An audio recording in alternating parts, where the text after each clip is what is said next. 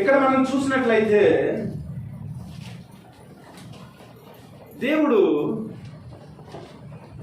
నోవాహు జీవితంలో చేసిన కార్యాన్ని బట్టి నోవాహు ఏం చేశాడంటే దేవుని యొక్క బలిపీఠం దగ్గర, అనగా మనం చదువుకున్నట్లు దేవుని యొక్క భోజనపు బల దగ్గర దేవుడు తన జీవితంలో చేసిన ఒక గొప్ప మహోన్నత కార్యాన్ని బట్టి అక్కడ ఏం చేశాడంటే బలిపీఠము కట్టి, ఈ బలిపీఠము దేవుని యొక్క భోజనపు బల.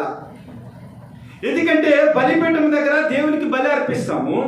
ఆ బలి అర్పించినప్పుడు దేవుడు ఆ బలిని, ఆ సువాసన, ఇంపైన సువాసనను ఆయన ఆగ్రహించి ఆయన ఏం చేస్తాడంటే మనకు దీవెనను ఆయన దయచేసే దేవుడిగా ఉన్నాడు. అలాగే నోవాహు జీవితంలో ఒక గొప్ప మేలు జరిగింది.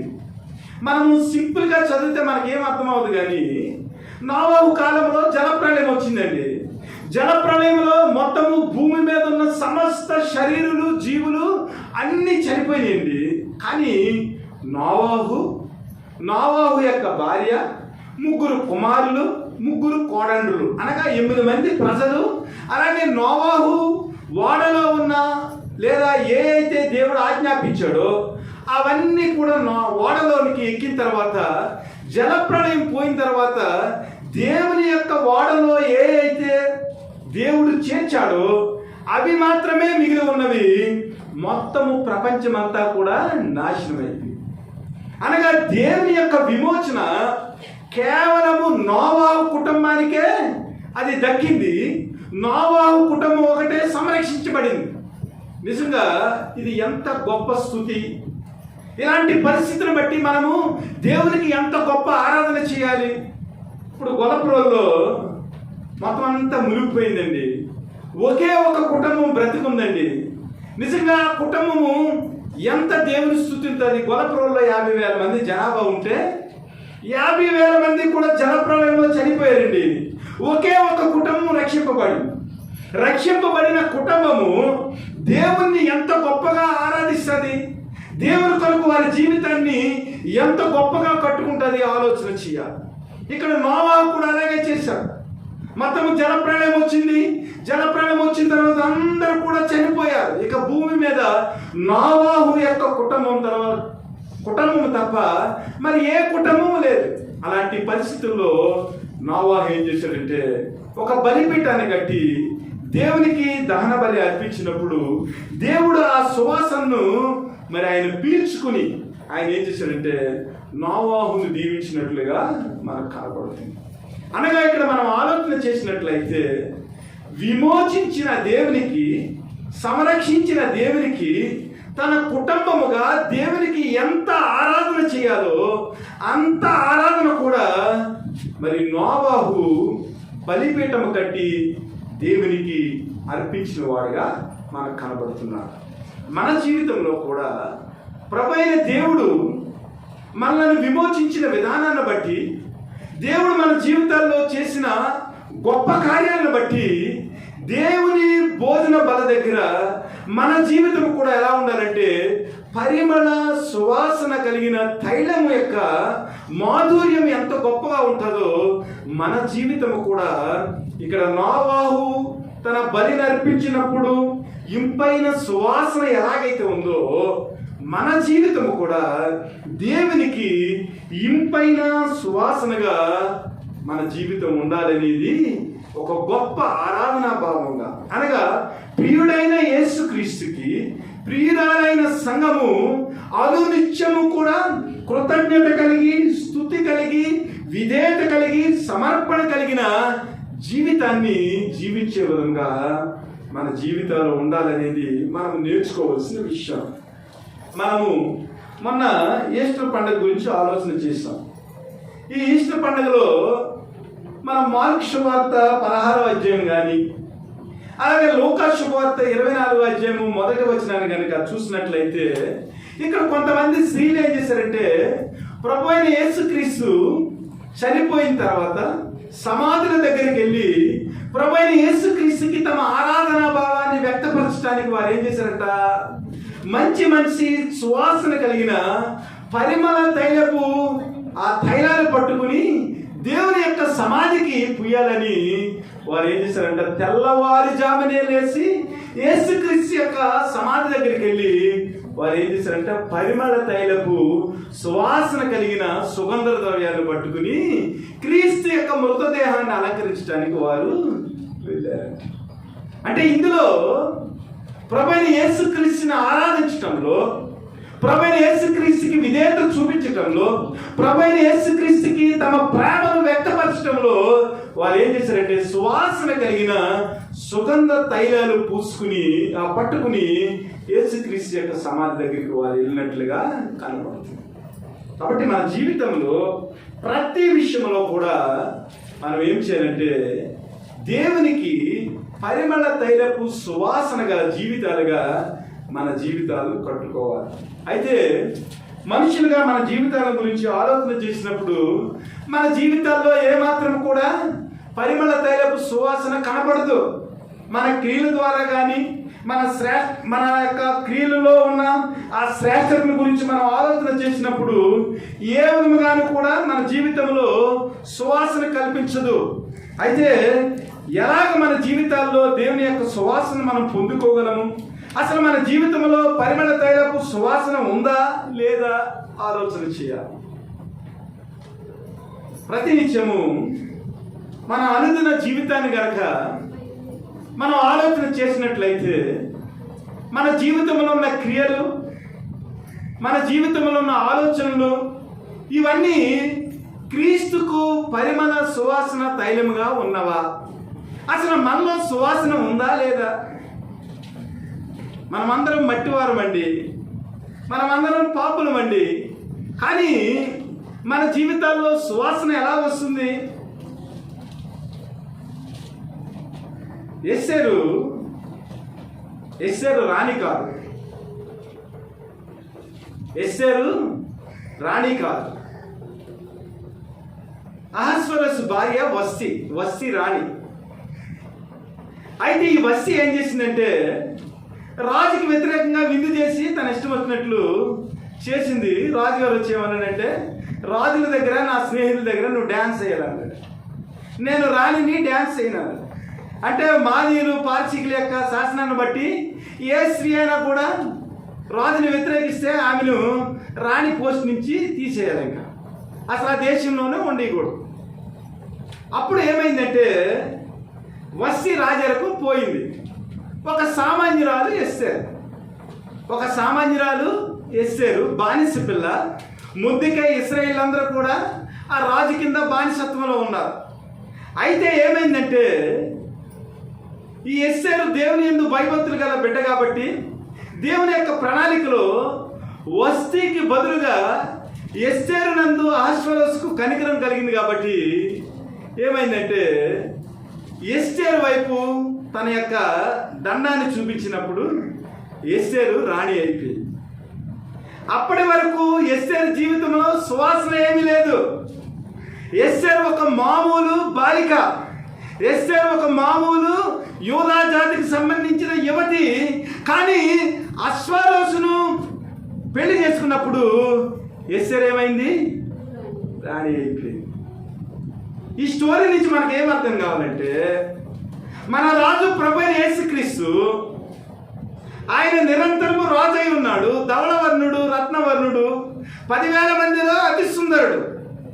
ఈ సుందరుడైన రాజు సామాన్యమైన మనలను ప్రేమించి పెళ్లి చేసుకున్నాడు అనుకోండి, మనమేమవుతాం?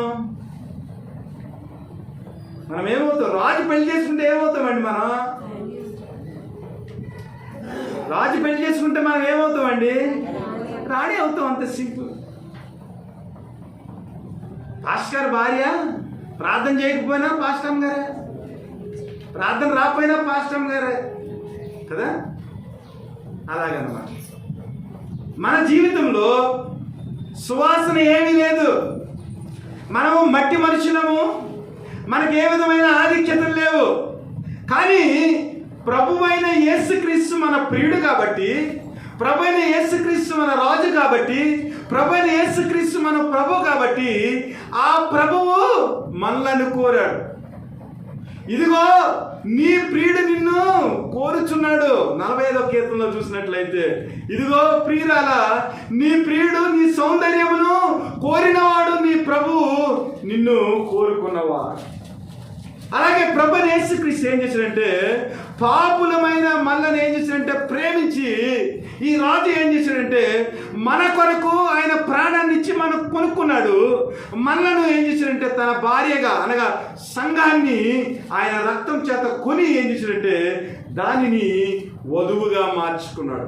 అందువల్ల ఏమైందంటే రాజుకున్న గుణలక్షణాలు ఏమైతే ఉన్నవో, రాజుకున్న సువాసన ఏమైతే ఉన్నదో, రాజుకున్న పరిశుద్ధత ఏదైతే ఉన్నదో, అదంతా కూడా పాపులమైన మట్టివారమైన మనకు కూడా ఏమైందంటే రాజు యొక్క గోపరసము, నీ రొమ్మునందు ఉండు గోపరసము ఎంత సువాసన గలది అంటున్నాడు. అనగా మనము గులాబీ చెట్ల మధ్యలో, గులాబీ వనములో మనము నడిచినట్లయితే ఒక గంట బయటకు వచ్చిన తర్వాత ఏమవుతుందంటే మన శరీరం అంతా గులాబీ పూల వాసన వస్తుంది. మన శరీరం మురికైనా కూడా మనం స్ప్రే చేసామనుకోండి, ఏమవుతుందంటే మన శరీరం అంతా సువాసన వస్తుంది. అలాగే ప్రభువైన యేసుక్రీస్తు మనకు సువాసన లేనప్పటికీ ఆయన రక్తాన్ని ఇచ్చి తన ప్రాణాన్ని మన కొరకు సమర్పించి ఏం చేశాడంటే తన యొక్క సువాసనను మనకు ఇచ్చాడు. అందువల్ల మనము కూడా దేవుని యొక్క పరిశుద్ధతలో, దేవుని యొక్క సువాసనలో మనం ఏం చేసామంటే ప్రభు యొక్క పరిమళ తైలపు సువాసన ఆయనతో సహవాసం చేయడం వల్ల మనకు కూడా ఏమైందనమాట, ఆ సువాసన వచ్చింది. ఎఫెసీయులకు రాసిన పత్రిక 5వ అధ్యాయం 2వ వచనం, క్రీస్తు మిమ్మును ప్రేమించి పరిమళ వాసనగా ఉండుటకు మన కొరకు తన్ను తాను దేవునికి అర్పణగాను బలిగాను అర్పించుకొనెను, అలాగుననే మీరును ప్రేమ కలిగి నడుచుకుని. అక్కడ బలిపీఠం మీద ప్రశస్తమైన వాటిని నోవాహు అర్పించాడు. పవిత్రమైన జంతువులను దేవునికి బలిపీఠం కట్టి అర్పించాడు. కాబట్టి ఆ పవిత్రమైన జంతువుల్లో నుంచి ఇంపైన సువాసన వచ్చింది. దేవుడు దాన్ని ఆగ్రహించాడు. ఇక్కడ కూడా మనము కూడా సువాసనగా ఉండేదానికి, మన జీవితాలు పరిమళ తైలపు సువాసనగా ఈ లోకంలో వెదజల్లేదానికి ప్రభు ఏం చేశాడంటే పవిత్రుడైన దేవుడు, పరిశుద్ధుడైన దేవుడు గొర్రె పిల్లగా క్రీస్తు మనలను ప్రేమించి మనము కూడా పరిమళ సువాసన కలిగి ఉండటానికి ఆయన ఏం చేశాడంటే మన కొరకు తన్ను తాను దేవునికి అర్పణగాను బలిగాను అర్పించుకున్నాను. అలాగే మీరును ప్రేమ కలిగి ఒకరికొకడు ఉండండి అని చెప్తున్నాడు, నడుచుకొనుడు అని చెప్తున్నాడు. అనగా మన జీవితంలో పరిమళ సువాసన తైలం లేదు, కానీ ప్రభువే మనల్ని ప్రేమించి ఆయన ఏం చేశాడంటే మన కొరకు బలయ్యి ఇంపైన సువాసనను వెదజల్లి, ఆ వెదజల్లిన సువాసన మన జీవితానికి ఆయన ఆపాదించాడు. కాబట్టి ఆ సువాసనలో ఉన్న ప్రేమను మనం గ్రహించి మనం ఏం చేయాలంటే ప్రేమ కలిగి నడుచుకోవాలి. అనగా దేవునికి విధేయత కలిగి మనం నడుచుకోవాలి. దేవునికి సమర్పణ కలిగి మన జీవితాలను సజీవ యాగముగా ఆయన కొరకు మనము అర్పించి ఏం చేయాలంటే సువాసన కలిగిన జీవితాలుగా దేవునికి మనము అర్పణగా, దేవునికి బలియాగముగా మన జీవితాలను సమర్పించవలసిన వారమై ఉన్నాం. నిర్గమాకాండము 15వ అధ్యాయము. ఇశ్రాయేలు కూడా దేవునికి అర్పణ అర్పిస్తున్నారు. దేవుని యొక్క విమోచన బట్టి, దేవుని యొక్క రక్షణ బట్టి వారి జీవితాల్లో దేవునికి స్తుతిని అర్పించడం ద్వారా, దేవుణ్ణి ఆరాధించడం ద్వారా వారు ఏం చేస్తున్నారంటే దేవునికి పరిమళ తైలపు సువాసనగా వారి జీవితాలను మనకు చూపిస్తా ఉన్నారు. నిర్గమాకాండము 15వ అధ్యాయము 11 నుంచి మనం చూసినట్లయితే, యెహోవా వేర్పులలో నీ వంటి వాడు ఎవడు? పరిశుద్ధతను బట్టి నీవు మహనీయుడవు, స్తుతి కీర్తనలను బట్టి పూజ్యుడవు, అద్భుతములు చేయువాడువు, నీ వంటి వాడెవడు? నీ దక్షిణ హస్తమును చాపితివి, భూమి వారిని మింగివేసెను. నీవు విమోచించిన ఈ ప్రజలను నీ కృప చేత తోడుకుని పోతివి. నీ బలము చేత వారిని నీ పరిశుద్ధ ఆలయమునకు నడిపించితివి. జనములు విని దిగులు పడును, ఫిలిష్తీయ నివాసులకు వేదన కలుగును. ఏదేము నాయకులు కలవరపడుదురు, మోయాబు బలిష్ఠులకు వణుకు పుట్టును. కానాను నివాసులందరూ దిగులు నొంది కరిగిపోదురు, భయము అధిక భయము వారికి కలుగును. యెహోవా, నీ ప్రజలు అద్దరికి చేరు వరకు, నీవు సంపాదించిన ఈ ప్రజలు అద్దరికి చేరు వరకు నీ బాహుబలము చేత పగవారు రాతి వలె కదలకుందురు.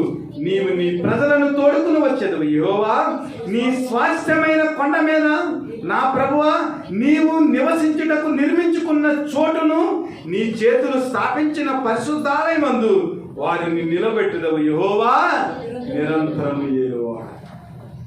ఇశ్రాయేలు 430 సంవత్సరాలు ఐగుప్తు చెరలో ఉన్నారండి. ఐగుప్తు చెరలో నుంచి ప్రభువు ఎర్ర సముద్రాన్ని పాయలుగా చేసి వారిని విడిపించినప్పుడు వారి యొక్క సంతోషం ఎంత గొప్పదో ఆలోచన చేయండి. వారి జీవితాల్లో దేవుడిచ్చిన మహోన్నతమైన ఆ యొక్క గొప్ప కార్యాన్ని బట్టి వారు ఏం చేశారంటే దేవుని స్తుతించారు, దేవుని ఆరాధించారు. మన జీవితాల్లో కూడా ఇక్కడ మనం ఆలోచన చేసినట్లయితే ఆత్మీయంగా ఎర్ర సముద్రము 2 పాయలుగా చీలినప్పుడు వారు ఏం చేశారంటే ఆరిన నేలను వారు అద్దరికి నడిచి వెళ్ళిపోయారు.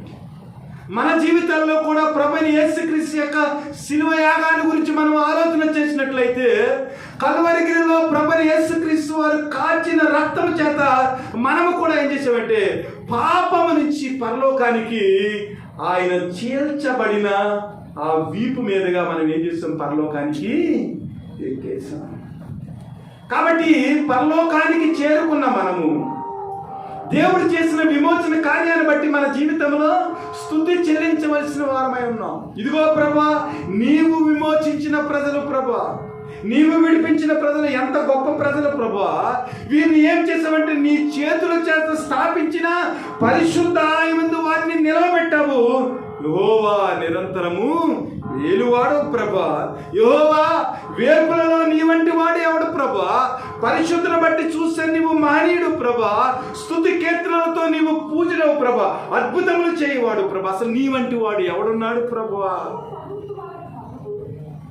ఎప్పుడైనా ఏ భార్య అయినా తన భర్తను చూసి ఇలాగ ఎప్పుడైనా పొగిడిందా?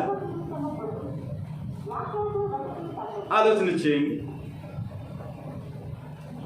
ఎప్పుడైనా తన భర్త తన జీవితాన్ని నడిపిస్తున్నాడని, అన్ని విషయాల్లో తన భర్త తనకు కాపుదల ఇస్తున్నాడని, తన భర్త నిరంతరము కూడా అన్ని విషయాల్లో బాధ్యత కలిగి తనను, తన భార్య, తన బిడ్డలను పోషిస్తున్నాడని ఎప్పుడైనా ఒక మాట, అయ్యా ఇదిగో ఈ లోకంలో చూస్తే చాలా మందికి భోజనాలు లేవు, చాలా మంది సౌకర్యాలు లేవు, కానీ నీవు నీ కష్టార్జితం చేత ఇదిగో నన్ను, నా బిడ్డలను పోషిస్తున్నావు, నీకు వందనాలయ్యా, నీవు పూజనీయుడు అయ్యా, నీవు మంచివాడు అయ్యా. ఎప్పుడైనా ఏ భార్య అయినా పొగిడిందా? మన జీవితాల్లో గ్రాటిట్యూడ్ కలిగి ఉండటం క్రిస్టియన్గా నేర్చుకోండి. భర్తలైన వారు భార్య చేసిన ఆ క్రియలను బట్టి, భార్య చేసిన ఆ చాకిరీని బట్టి, ఆ శ్రమను బట్టి ఎప్పుడైనా నా ప్రాణేశ్వరి, నా హృదయనేత్రి, ఎప్పుడైనా ఒక్కసారైనా మనం పొగిడేమా? భార్య మన బట్టలు ఉతుకుతుందండి, మనం మంచి బట్టలు వేసుకుంటాం, శుభ్రమైన బట్టలు వేసుకుంటాం, కానీ భార్య చేతులు ఆ సర్పకి ఏమవుతాయంటే పాడైపోతుంది. ఎప్పుడైనా భార్య చేతులను పట్టుకుని మనం కాస్త నూనె రాసి, ఏంటి అప్పుడప్పుడు రెస్ట్ తీసుకోవచ్చు కదంటే ఆవిడ ఎంత సంతోషిస్తుందండి. ఎప్పుడైనా భార్యలు చేసిన పనిని బట్టి భర్తలు కృతజ్ఞత కలిగి ఉన్నారా? భర్తలు చేసిన త్యాగాన్ని బట్టి భార్యలు ఎప్పుడైనా ఒక కృతజ్ఞత వచనం మన భర్తలకు చెప్పగలుగుతున్నామా? ఒక కృతజ్ఞత వచనము మన భార్యలకు మనము చెప్పగలుగుతున్నామా? ఇశ్రాయేలు చెప్తున్నా, అయ్యా దేవతల్లో మీలాంటి దేవుడు ఎవడున్నాడయ్యా? వేర్పులలో నీ వంటి వాడు ఎవడున్నాడు ప్రభా? నీవు పరిశుద్ధతను బట్టి నీవు కీర్తనీయుడు ప్రభా. నీకు తప్ప ఇంకెవరికి మేము స్తుతి చెల్లించలేమయ్యా. సముద్రాన్ని పాయలుగా చేసి మమ్మల్ని అద్దరికి నడిపించావయ్యా, మమ్మల్ని విమోచించావు, అంతే కదయ్యా. నీ పరిశుద్ధ ఆలయం ముందు మేము నిత్యము నివసించడానికి నీవు మాకు సహాయం చేసావయ్యా, ఎంత గొప్పవాడివయ్యా నీవు. ఇది ఆరాధన, కృతజ్ఞత కలిగిన ఆరాధన. మన విమోచించిన యేసుక్రీస్తుకు మనం చెల్లించవలసిన స్తుతి, సమర్పణ. మన జీవితాల్లో దేవుని యొక్క పరిశుద్ధతలో, దేవుని యొక్క ప్రేమలో ఆయనను ఊహించుకుని ఆయన చేసిన ఘనకార్యం ఏమిటో, ఆయన ఇచ్చిన పరలోకపు స్థితి ఏమిటో మనము నిజముగా హృదయపూర్వకంగా మనం ఆలోచన చేసినట్లయితే 100% మనము క్రీస్తుకి ఇంపైన సువాసనగా మన జీవితాన్ని మనము నడిపించుకోవాలి. ఆలోచన చేయండి. ఇక్కడ చూసినట్లయితే సొలొమోను షోలమితి గురించి మనం చూసినట్లయితే, షోలమితట తన గొర్రెలను కాస్తూ ఎండలో నల్లగా అయిపోయిందంట. యజమాని యొక్క గొర్రెలను మందను మేపుతుందంట, కానీ తన శరీరం గురించి ఏమీ పట్టించుకోలేదట. కానీ మనం ఆలోచన చేసినట్లయితే, ఇదిగో నేను నల్లదాడినని నా ఎంక చూసి మీరు ఏమాత్రం బాధపడకండి, నన్ను అవహేళన చేయకండి. ఎందుకంటే నా ప్రియుడి యొక్క మందను కాయటంలో నా శరీరము నల్లగా అయిపోయింది, నా గురించి నేను పట్టించుకోలేదు. ఆ నల్లదానినైనా షోలమితిని చూసి రాజు అయిన సొలొమోను అంటున్నాడు, ప్రాణేశ్వరి నీ స్వరము ఎంత మధురము. ఇంకా రకరకాల ప్రేమయుక్తమైన మాటలు ఆ నల్లగా ఉన్న షోలమితితో రాజు అయిన సొలొమోను పలుకుతున్నాడు. నిజంగా ఒక్కొక్కసారి ఎండలో మాడిపోతూ ఉంటారు మన కొరకు స్త్రీలు. ఒక్కొక్కసారి కుటుంబాన్ని పోషించడానికి భర్తలు ఎండలో మాడిపోతూ ఉంటారు. ఒక పాస్టర్ గారు ఏమన్నాడంటే, నేను ఫ్లైట్లో తిరిగి వస్తాను, అమెరికా నుంచి వచ్చిన, దుబాయ్ వెళ్ళి ప్రసంగం చేసి వచ్చిన, ఆ టయానికి మా ఆవిడ ఏం చేస్తుందంటే బట్టలు ఉతుకుతూ ఉంటుంది. ఆ బట్టలు ఉతికే చీర కంపుతో నా యొక్క ముఖాన్ని తుడుతుంది, అదే నాకు పరిమళ సువాసన తైలం కింద ఉంటుంది అన్నట్టు. దేవుని స్తోత్రం. ఎక్కడో దుబాయ్ నుంచి లేదా అమెరికా నుంచి ప్రసంగం చేసి వస్తాడట దైవసేవకుడు. ఆ టైంలో తన భార్య బట్టలు ఉతుకుతూ ఉంటుందంట. బట్టలు ఉతికేటప్పుడు ఎంత కంపు వస్తుంది, కానీ అదే చీరతో తన భర్తకు స్వాగతం చెప్పినప్పుడు భర్తకు అది పరిమళ తైలపు సువాసనగా ఉన్నది. What a model life you are having in your lives. మన జీవితాల్లో క్రైస్తవులుగా, భార్యాభర్తలుగా క్రీస్తు యొక్క మాదిరి, క్రీస్తు చేత విమోచించబడిన విశ్వాసులుగా, దేవుని రక్షణలో మనం కొనసాగుతున్న వారిగా మన యొక్క అనుబంధాలు ఎలా ఉంటున్నాయి?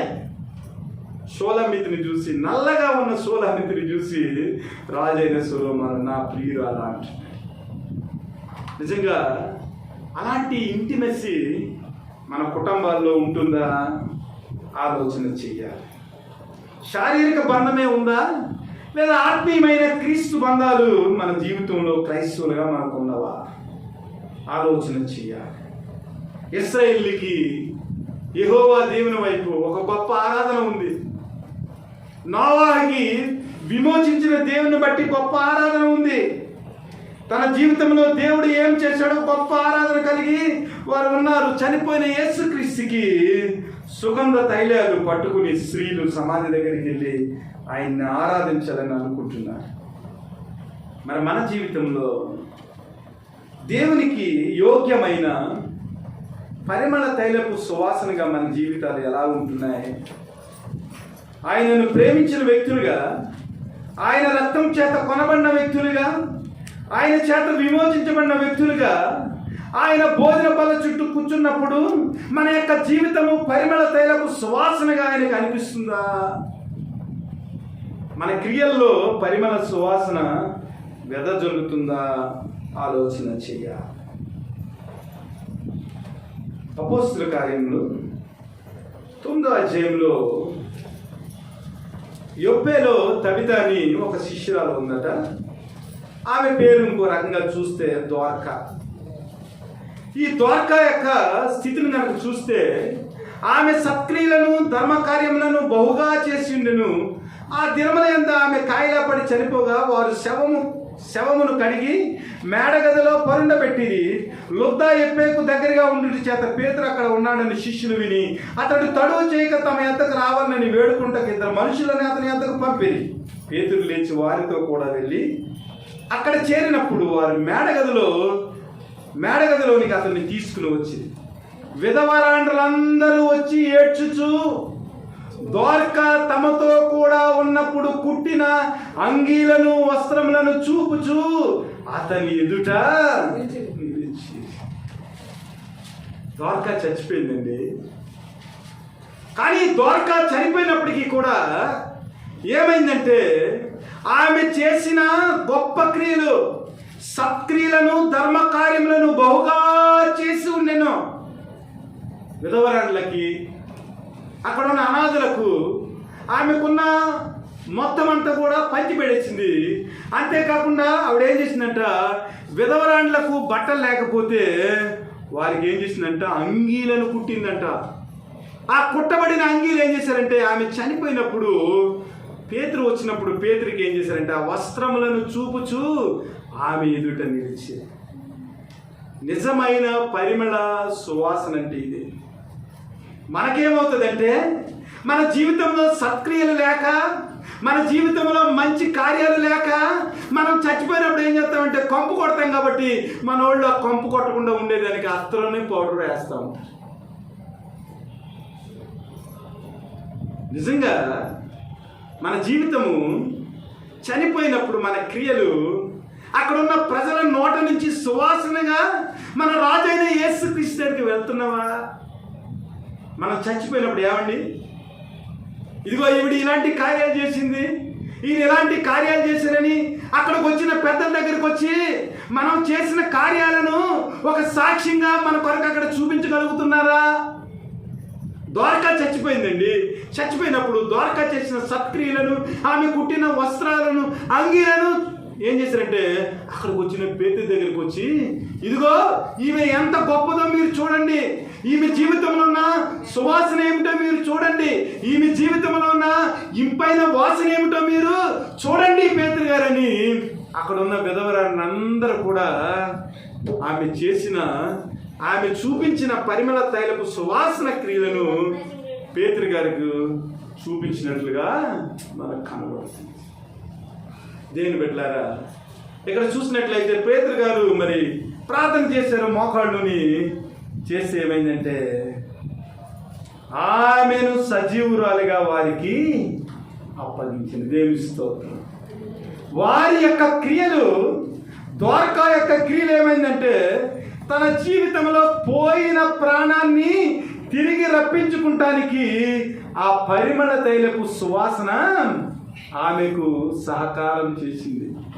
అందుకని ఎవరైనా చనిపోయినప్పుడు వారి క్రియలు వారి వెంట పోవును. ఆలోచన చేయండి.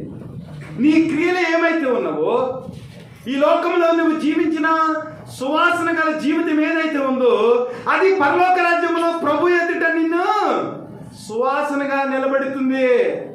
దోర్కా చేసిన పనులు ఆమెను సజీవురాలిగా తిరిగి లేపటానికి పేతురికి సహకారం చేసినారు.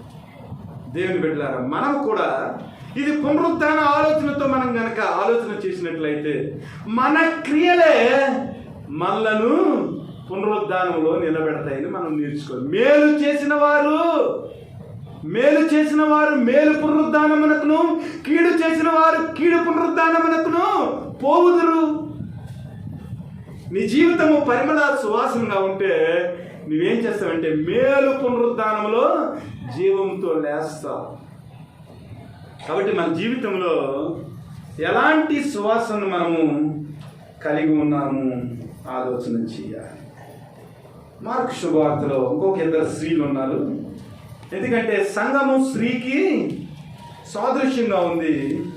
కాబట్టి దేవుడిచ్చిన ఆ పరిమళ సువాసన మన జీవితం నుంచి, అనగా సంఘ వ్యక్తుల నుంచి, విశ్వాసం నుంచి మనము తెలుసుకోవలసిన వారంగా ఉన్నామనేది గమనంలోనికి మీరు తీసుకోవాలి.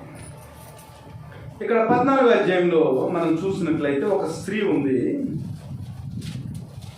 2వ వచనంలో మనం చూసినట్లయితే, ఆయన బేతనీలో కుష్ఠరోగి అయిన సీమోను ఇంట భోజనము కూర్చున్నప్పుడు ఒక స్త్రీ మిక్కిలి విలువగల అచ్చ జటామాంసి అత్తర బుడ్డి తీసుకుని వచ్చి ఆ అత్తర బుడ్డి పగలగొట్టి ఆ అత్తరు ఆయన తల మీద పోసెను. అయితే కొందరు కోపపడి, ఈ అత్తరు ఎలాగో నష్టపరిచినేలా ఈ అత్తరు 300 దేనారముల కంటే ఎక్కువ వెలకమ్మి బేదలకి వచ్చినని చెప్పి ఆమెను గూర్చి చనుక్కుండ్రి. అందుకు యేసు ఇట్లనెను, ఈమె జోలికి పోకుడి, ఈమెను ఎందుకు తొందర పెట్టుచున్నారు? ఈమె నా ఎడల మంచి కార్యము చేసెను. బేదలు ఎల్లప్పుడూ మీతోనే ఉన్నారు, మీకిష్టమైనప్పుడల్లా వారికి మేలు చేయవచ్చును. నేను ఎల్లప్పుడూ మీతో నుండను. ఈమె తన శక్తి కొలది నా భూస్థాపన నిమిత్తము నా శరీరమును ముందుగా అభిషేకించెను. సర్వలోకములో ఎక్కడ ఈ సువార్త ప్రకటింపబడును అక్కడ ఈమె చేసినదంతయు జ్ఞాపకార్థముగా ప్రశంసింపబడినని మీతో నిశ్చయముగా చెప్పుచున్నాను. ఈమె చేసిన సత్క్రియ ప్రభు యేసుక్రీస్తుని అత్తర బుడ్డుతో అలంకరించింది, ఫిజికల్గా అలంకరించింది.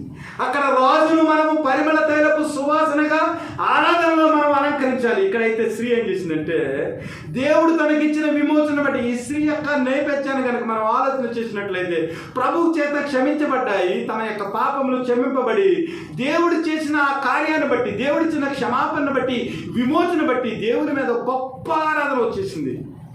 ఏం చేసిందంటే, ఈమె తన శక్తి కొలది నా భూస్థాపన నిమిత్తము నా శరీరమును అభిషేకించి పరిమళ తైలపు సువాసనతో ప్రభువుని బతికుండగానే ఆయన మరణ పునరుద్ధానాలను జ్ఞాపకం చేసుకుని ఆమె శక్తి కొలది ఏం చేసిందంట, ప్రభుని అభిషేకించిందంట. అందువల్ల ఏమైందంటే, సర్వలోకములో ఎక్కడ ఈ సువార్త ప్రకటింపబడునో అక్కడ ఈమె చేసినదంతయు జ్ఞాపకార్థముగా ఉండనని మీతో నిశ్చయముగా చెప్పుచున్నా.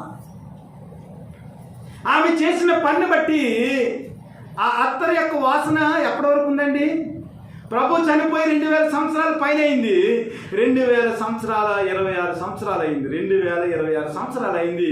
కానీ ఆమె చేసిన అభిషేకం ఏదైతే ఉందో, ఆమె ప్రభు కొరకు తన శక్తి అంతా దారబోచి అక్కడున్న అత్తరు జటామాంసిని ఆయనకి అభిషేకం చేసిందో, ఆ అభిషేకము ఈ సువార్త ప్రకటింపబడిన ప్రతి చోట కూడా ఆ అభిషేకం యొక్క పరిమళ సువాసన లేదా ఇంపైన సువాసన ఇప్పటి వరకు మనం బోధిస్తానే ఉన్నాం. ఎందుకంటే ఆమెకి ఎంత గొప్ప ఆరాధన ఉందంటే, ఇక్కడ మనం అండర్లైన్ చేసుకోవాల్సింది ఏంటంటే, తన శక్తి కొలది ఏం చేసిందట, తన శక్తి కొలది దేవుణ్ణి అభిషేకించినట్లుగా. మనం లేఖనాల్లో చూసినట్లయితే, నీ పూర్ణ హృదయముతోను, నీ పూర్ణ ఆత్మతోను, నీ పూర్ణ బలముతోను నీ దేవుడని యెహోవాను సేవింపవలెను. మనం ఏం చేస్తాం? ఆఫ్ మైండ్ కొంతమంది దగ్గర ఉంచుకుని కొంత దేవునికి ఇస్తాం. డబ్బులు కాదు సుమా, మీరు డబ్బులు ఇవ్వలేరండి, కానీ మీ మనస్సును దేవునికి 100% ఇవ్వచ్చు కదా. మీ బలాన్ని దేవునికి 100% ఇవ్వచ్చు కదా. మీరు డబ్బులు ఇవ్వవలసిన లేదండి. దేవుడు ఏమన్నా నీ పూర్ణ హృదయముతోను, నీ పూర్ణ ఆత్మతోను, నీ పూర్ణ బలముతోను నీ దేవుడే నీ యెహోవాను సేవింపవాలి కదా. ఇక్కడ ఈమె ఏం చేసిందంటే, తన శక్తి కొలది ఏం చేసిందంటే దేవుని భూస్థాపన నిమిత్తము అభిషేకించింది. అందుకనే సర్వ ప్రపంచంలో ఈమె గురించి సువార్తల్లో ప్రకటింపబడుతుంది. నిజంగా దేవుణ్ణి ఆరాధించేటప్పుడు మనము 100% దేవుణ్ణి ఆరాధించగలుగుతున్నామా? లేదంటే కొంత తైలాన్ని గుడ్లో ఉంచుకుని కొంత తైలాన్ని దేవునికి అభిషేకం చేస్తున్నామా? ఆలోచన చేయండి. 12వ అధ్యాయంలో చూసినట్లయితే 41 నుంచి 42 వరకు ఒక పేదరాలు ఉంది.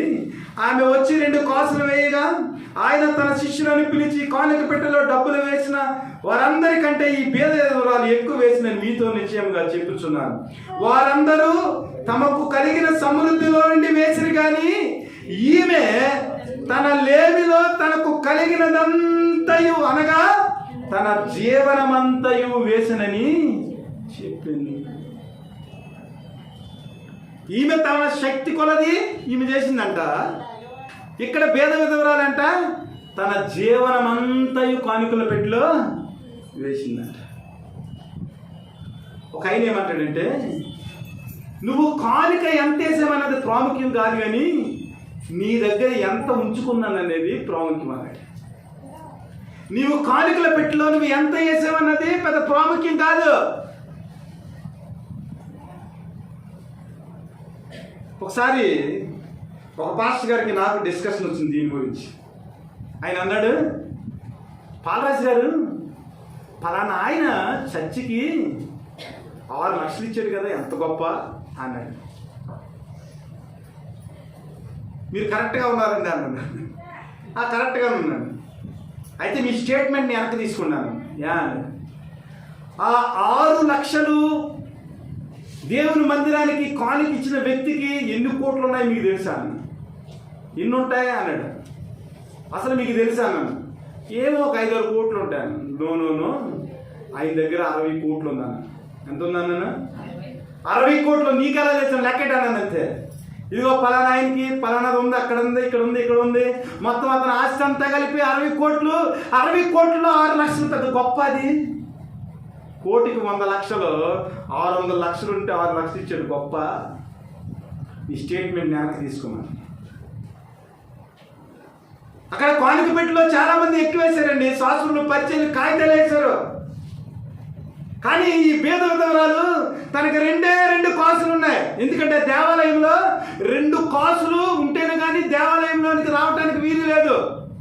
అప్పుడున్న రోమన్ గవర్నమెంట్ లేదా యూదుల కాలంలో కనీసం 2 కాసులు చందా ఉన్నవాడే కానుక పెట్టి దగ్గరికి వెళ్ళి కానుక వేయాలి, ఆడే గుళ్ళోకి రావాలి.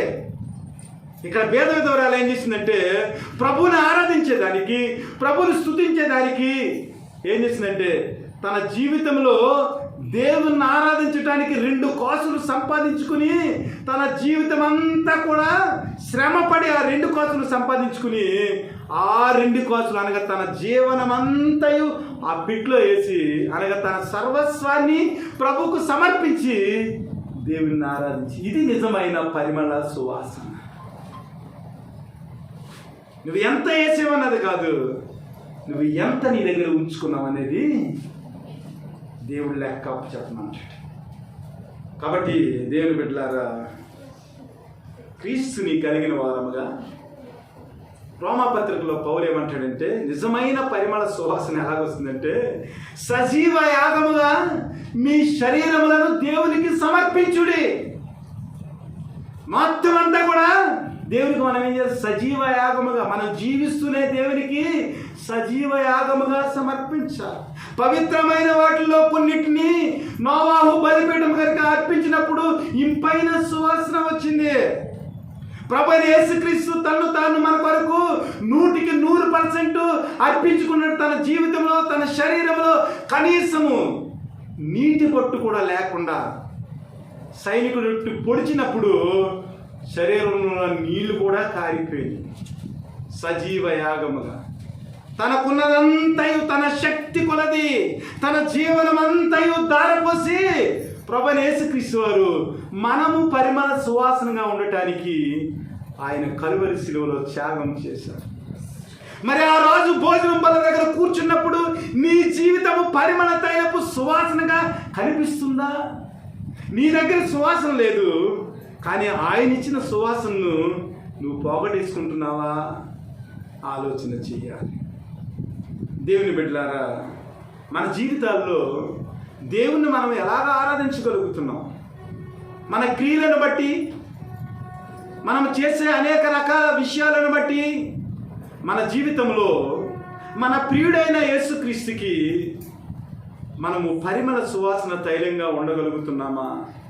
ఎందుకంటే మన ప్రియుడైన యేసుక్రీస్తు యొక్క ఆ రొమ్ము నిండా కూడా గోపరసమంతా సువాసన కలిగిన వక్షస్థలమైంది. ఆయన శరీరం అంతా కూడా తేనెతో నిండి ఉంది, ద్రాక్షారసం మధురముతో నిండి ఉంది, గోపరసముతో నిండి ఉంది, లేబాను సువాసనతో నిండి ఉంది. ఆ సువాసన కలిగిన వ్యక్తిని ఎదుర్కొంటానికి మనము మురికి వాసనతో వెళ్తామా? ఆ రాజు భోజన బల్ల దగ్గర కూర్చున్నప్పుడు మురికి జీవితంతో ఆ రాజుని ఎదుర్కొంటామా? ఆలోచన చేయాలి. మన జీవితము ప్రభువైన యేసుక్రీస్తు వారికి పరిమళ తైలపు సువాసనగా ఉందా, లేదంటే మట్టి కొంపు వచ్చే జీవితంగా ప్రభు దగ్గరికి మనం వెళ్తున్నామా ఆలోచన చేయాలి. రాజు మరి భోజనం బల్ల దగ్గర సిద్ధంగా ఉన్నాడు కాబట్టి మనము రాజు దగ్గరికి వెళ్ళేదానికి ఎలాంటి సువాసన సుగంధ తైలములు పూసుకుని మనము రాజు దగ్గరికి వెళ్తున్నామనేది ఆలోచన చేయాలి. ఆఖరిగా చూసినట్లయితే 96వ కీర్తన 8-9 వచ్చిన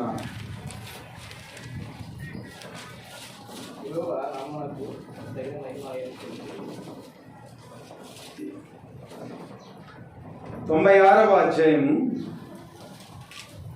8వ వచనం నుంచి యెహోవా నామమునకు తగిన మహిమ ఆయనకు చెల్లించుడి, నైవేద్యము తీసుకుని ఆయన ఆవరణంలోనికి రండి, పరిశుద్ధ అలంకారములు ధరించుకుని యెహోవాకు నమస్కారం చేయడి, సర్వభూజనులారా ఆయన సన్నిధిని వనకుడి.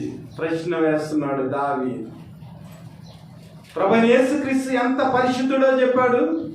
ఆయన అధిక స్తోత్రము పొందదగిన వాడు, సమస్త దేవతల కంటే ఆయన పూజనీయుడు, ఆయన వట్టి విగ్రహము కాదు, యెహోవా ఆకాశ విశాలములను సృజించిన వాడు, ఘనత ప్రభావములు ఆయన సన్నిధిలో ఉన్నవి, బల సౌందర్యములు ఆయన సన్నిధిలో ఆయన పరిశుద్ధ ఆలయంలో ఉన్నవి. అలాంటి మహోన్నతుడైన దేవుడు భోజన బల దగ్గర కూర్చుంటే ఆయన ప్రియురాలిగా, ఆయన చేత ప్రేమించబడిన వ్యక్తిగా, ఆయన చేత కొనబడిన వ్యక్తిగా, ఆయన కొరకు సువాసనగా చేయబడిన వ్యక్తిగా ఆయనను మనం ఎలాగ ఎదుర్కొంటున్నాం? మన జీవితము ఎలాగ ఉంది? అంత మహోన్నతుడైన రాజు దగ్గరకు, అంత మహోన్నతుడైన దేవుని దగ్గరకు, ప్రాణం పెట్టిన క్రీస్తు దగ్గరకు మనం వెళ్తున్నప్పుడు మన జీవితము ఎలాంటి సువాసనతో ఉంది? దేవుడు మాట్లాడుతున్నాడు. యెహోవా నామమునకు తగిన మహిమను ఆయనకు చెల్లించుడే. అండర్లైన్ చేసుకోవాలి, తగిన మహిమ. రాజునకు తగిన భార్యగా, ప్రియుడకు తగిన ప్రియురాలిగా, సొలొమోనుకు తగిన షోలమ్మితిగా, యెహోవా చేత విమోచించబడిన ఇశ్రాయేలు ప్రజలుగా, యేసుక్రీస్తు రక్తం చేత కొనబడిన పరిశుద్ధమైన వ్యక్తులుగా ఆయనకు తగిన మహిమను ఆయనకు చెల్లించాలి. ఉద్యోగస్తుడికి 10 లక్షలు, పొలం పనికి వెళ్ళే వాడికి 2 లక్షలు, వాడికి తగిన కట్నం కదా. ఈ లోకంలో మన బిడ్డనిచ్చేదానికే ఇన్ని ప్రయత్నిస్తుంటే అంత గొప్ప దేవుని దగ్గరికి మనం వెళ్తున్నప్పుడు ఆయనకు తగిన మహిమను మనం తీసుకుని వెళ్ళొద్దా? ప్రకటన గ్రంథంలో చూసినట్లయితే భూరాజులు తమ మహిమను ఆ పరిశుద్ధ పట్టణంలోనికి తీసుకుని వచ్చేదారు. భూరాజులట దేవుని యొక్క పరిశుద్ధం ఆ పట్టణంలోనికంట ఆ భూరాజులు కలిగిన సమస్త వైభవంతో పరలోకానికి వచ్చారట. అంత బల సౌందర్యములు గల ప్రభువైన యేసుక్రీస్తుని ఎదుర్కొంటున్న మనము ఆయనకు తగిన మహిమను మనం చెల్లించొద్దా? ఆయనకు తగిన విధంగా మనం సువాసనగా మనం ఉండొద్దా? మన జీవితాలు ఆలోచన చేయండి. నైవేద్యములు తీసుకుని ఆయన ఆవరణంలోనికి రండి, పరిశుద్ధ అలంకారములు ధరించుకుని యెహోవాకు నమస్కారము. ఇది పరిమళ సువాసన అంటే పరిశుద్ధ అలంకారం. మన జీవితంలో ఎలాంటి అలంకారాలు ఉన్నాయి జ్ఞాపకం చేసుకున్నాను. విధేయత అనే పరిశుద్ధ అలంకారం ఉందా? సమర్పణ అనే పరిశుద్ధ అలంకారం ఉందా? కృతజ్ఞత అనే పరిశుద్ధ అలంకారం ఉందా? స్తుతి అనే పరిశుద్ధ అలంకారం ఉందా? సమర్పణ అనే పరిశుద్ధ అలంకారం ఉందా? ఎలాంటి అలంకారములు ధరించుకుని మనము క్రీస్తు యొక్క ఆవరణంలోనికి నైవేద్యాలు తీసుకుని వెళ్తున్నాం? దేవుని బిడ్డలారా, సర్వభూజనులారా ఆయన సన్నిధిని వనకుడి. దేవుడు చూస్తున్నాడనే భయం మనకుందా? మనం పాపం చేస్తున్నప్పుడు, తగిన మాటలు మాట్లాడుతున్నప్పుడు మన జీవితాల్లో వణుకు వస్తుందా? మన జీవితం నుంచి దేవుడిచ్చిన సువాసన దుర్గంధం అయిపోతున్నప్పుడు ఎంత ఎంత శుభ్రంగా ఉంటామండి. ఏదైనా పట్టుకున్నామంటే ఎక్కడికన్నా వెళ్ళినట్లయితే ఇంటికి వచ్చి మనం ఏం చేస్తామంటే శానిటైజర్ రాసేసుకుంటాం, సబ్బులతో మన శరీరాన్ని వాష్ చేసేసుకుంటాం. ఎన్ని శుభ్రపరమైన శుభ్రానికి సంబంధించిన వ్యక్తిగత శుభ్రానికి సంబంధించిన పరిస్థితులను లేదా పద్ధతులను పాటిస్తాము. కానీ పరిశుద్ధులైన దేవుని దగ్గరికి వెళ్ళేటప్పుడు మరి మన జీవితము ఎలాంటి దుర్గత్వంతో ఉందో మనం ఒకసారి చెక్ చేసుకోవాలి కదా. ప్రభు రాజులకు విందుకు వెళ్తున్నప్పుడు మనం ఎలాగ తయారవుతామండి? మన ప్రభు అయిన యేసుక్రీస్తు మనం విమోచించిన రాజు, మన ప్రియుడు భోజన బల్ల దగ్గర కూర్చున్నప్పుడు ఎలాంటి వస్తువులు తీసుకుని దేవునికి మనం విందు చేస్తున్నాం? మన జీవితము దేవునికి ఒక మంచి విందులా కనపడుతుందా లేదా దుర్గంధంగా కనపడుతుందో ఆలోచన చేయాలి. కాబట్టి ప్రభు కోరేది ఏమిటంటే పరిశుద్ధ అలంకారములు ధరించుకుని యెహోవాకు నమస్కారం చేయండి, సర్వభూజనులారా ఆయన సన్నిధిని వనకుడి. ఎందుకంటే మన రాజు ఘనతా ప్రభావములు గల రాజు, బల సౌందర్యములు గల యెహోవా మన యెహోవా. కాబట్టి దేవుని బిడ్డలారా, మన జీవితంలో ప్రభువుని అవసరాల కొరకు స్తుతిస్తున్నామా, లేదంటే ఆయన ఇచ్చిన విమోచన బట్టి ఆయన్ని మనం స్తుతించగలుగుతున్నామా? ఒక్కొక్కసారి మనం ఆరాధిస్తామండి దేవుణ్ణి, ఒక్కోసారి మనం స్తుతి చెల్లిస్తాం దేవునికి. ఎందుకంటే దేవుడు మన జీవితాల్లో కార్యాలు చేశాడు కాబట్టి మనం స్తుతి చెల్లిస్తాం. అంతేగాని ఆయన విమోచకుడని, ఆయన పరిశుద్ధుడని, బల సౌందర్యములు గలవాడని, ఈ సృష్టిని ఆయన సృజించాడని మనం మర్చిపోయి ఏ విధమైన భక్తి లేకుండా ఒక్కోసారి మనం ప్రవర్తిస్తూ ఉంటాం. మనకు మేలు చేస్తేనే మనం దేవుని స్తుతిస్తాం, ఆయనతో కాంటాక్ట్ చేసుకుంటాం. లేకపోతే ఆయనకి మనకి మధ్య ఏ విధమైన రిలేషను ఉండదు. భర్త డబ్బులు సంపాదించేనే భర్తకి నీరసం వచ్చింది అనుకోండి, భర్తకి భార్య లేడు, భార్యకి భర్త లేడు. భర్తకి ఒకవేళ భార్యకి ఏదైనా రోగం వచ్చింది అనుకోండి, దాన్ని మూలన పడేస్తాం. వాళ్ళకి మనకి ఈ పెళ్లి సంబంధాలు, పెళ్లిలో చేసిన వాగ్దానాలు, ప్రమాణాలు ఏమి గుర్తుండవు మనకి. మనం కూడా ఏం చేస్తామంటే యేసుక్రీస్తుకి మనకి ఒక్కొక్కసారి ఎలా ఉంటుందంటే ఆయన మన జీవితాల్లో ఏదైనా కార్యం చేయలేదు అనుకోండి, రిలేషన్ కట్ అయిపోతుంది, ఆ పరిమళ సువాసన అంతా పోద్ది. ఎప్పుడో కొన్నావులే పెళ్ళికి చీర, ఏమంటది? ఎప్పుడో కొన్నావులే పెళ్ళికి చీర. భర్త అంటాడు, ఎప్పుడో పెట్టాడు మీ బాబు ఒక బండి 15 సంవత్సరాల క్రితం, అది డొక్కుది అయిపోయింది. రిలేషన్స్ ఎలా ఉన్నాయి మన జీవితాలు? మరి ఎలాంటి పరిస్థితుల్లో మన జీవితం సువాసనకరంగా ఉంటుందా ఇతరులకు? ఆలోచించి. కాబట్టి ప్రభువైన యేసుక్రీస్తు ఏదన్నది మనం గమనించుకుని, ఆయన ఎంత గొప్ప దేవుడో, మన కొరకు ఏమి చేశాడో అది గమనించుకుని ఆయన్ని ఆరాధించాలి, స్తుతించాలి. ఆయన కొరకు మనం సమర్పణ కలిగిన జీవితాలు జీవించాలి. కాబట్టి శాశ్వతమైన ప్రేమతో ప్రేమించుచున్న క్రీస్తుని అనునిత్యము పరిశుద్ధ అలంకారములు ధరించుకుని ఆయనను కీర్తించ, స్తుతింప, కృతజ్ఞత కలిగి జీవింప భక్తులమై ఉన్నామని మనము నేర్చుకుని అట్రీతిగా సువాసన కలిగిన జీవితాలుగా మన జీవితాలను దేవుని వైపు నడిపించుకోవాలని, అట్టి కృప దేవుడు మనకు దయచేయాలని మనస్ఫూర్తిగా మమ్మల్ని దీవిస్తూ ఆరాధిస్తూ ఈ మాటలను దేవుడు మన వెనుకల్లో దీవించును గాక. ఆమేన్.